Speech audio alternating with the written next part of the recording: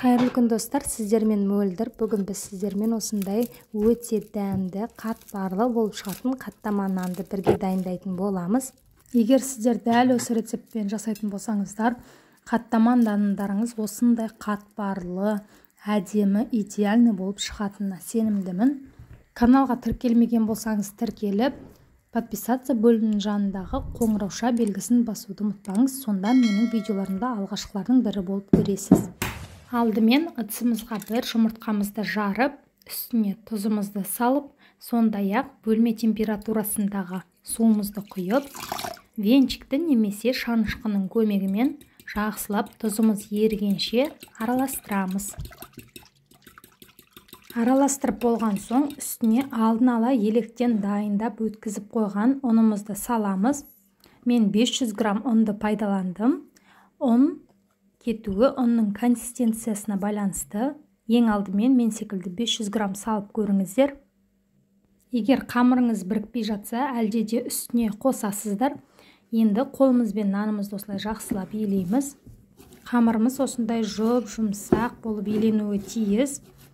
Қамырымыз дайын болған соң, міне осындай жұмсақ болып шығады. Оны ыдысымызға төңкеріп немесе салафан қалташасына салып 15 минутқа тынықтырып қоямыз. 15 минут уақыт өткен соң қамырымызды алып, әбден июі қанып тынған қамырымызды екі бөлікке бөлеміз. Екі бөлікке теңдетіп бөлуге тырысыңыздар, және оны тағы да бір осылай күлшелеп аламыз. Күлшелеп алған бір қамырымызды салафан қалташасына саламыздағы екінші қамырмен жұмыс жасаймыз. Қамырымызды демалдырып қойған уақытта бізге осындай көк пияз қажет. Көк пиязымызды жақсылап жуып, ұсақтап тураймыз. Негізінде пиязды қоспасаңыздар да бола береді, алайда мен секілді осындай көп мөлшерде қоссаңыздар, қатпарлы нандарыңыз өте дәмді болып шығатыны сөзсіз. Енді қамырымызды илейміз, үстеліміздің үстіне аздаған ұн сеуіп, қолымызбен қамырымызды осылай тез илену үшін ыңғайға келтіріп аламыз. Біздің қамырымыз әбден ие қанғандықтан, әрі жұмсақ болғандықтан, қамырыңызды илеуге аса көп уақыт қажет болмайды. Оқтаудың ортасын баспай, шет-шетінен қатты күш түсірмей қамырымызды илеп шығамыз. Қамырдың дөп-дөңгелек болуы міндетті емес. Мінеки үлкен ғып қамырымызды жұқа етіп жайып алған соң үстіне ертілген сармайымызды жағып шығамыз, және үстіне жаңағы турап дайындап қойған көк пиязымызды осылай мол қылдырып сеуіп шығамыз. Кейіннен үстіне екінші қамырымызды дәл осылай жұқа етіп жайып шығамыз, және дәл жаңағыдай үстіне ертілген сармайымызды толықтай жағып, оның үстіне көк пиязымызды тағы да бір сеуіп шығамыз.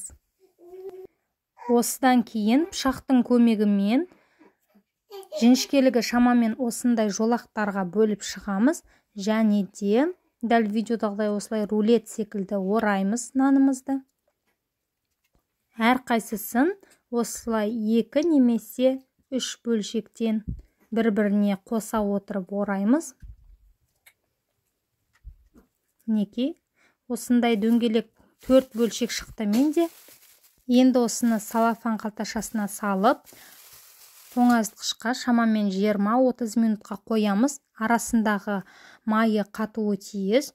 20-30 минут уақыт өткен соң шетінен алып, осылай оқтаудың көмегімен жұқалатып жайып, дайындап аламыз. Осы кезде табамызға аздаған сұйық май құйып, қыздырып аламыз, және қызып тұрған табамызға жаңағы біздің қамырымызды салып, екі жағы қызарғанша пісіріп аламыз. Екі жағы шамамен 5-6 минуттың ішінде пісіп шығады. Екіншісін пісірерде де табаға сұйық май құюды ұмытпаңыздар. Мен 2-ін ғана пісірдім, қалған 2-ін осылай салафан қалташасына салып, мұздатқышқа қатырып қойдым. Кез келген уақытта алып пісіре берсеңіздер болады. Дәл осы қалпында әдемі, дәмді болып пісетін болады. Осымен біздің қаттама нанымыз дайын. Сіздер де міндетті түрде жасап көріңіздер. Назарларыңызға көп рахмет.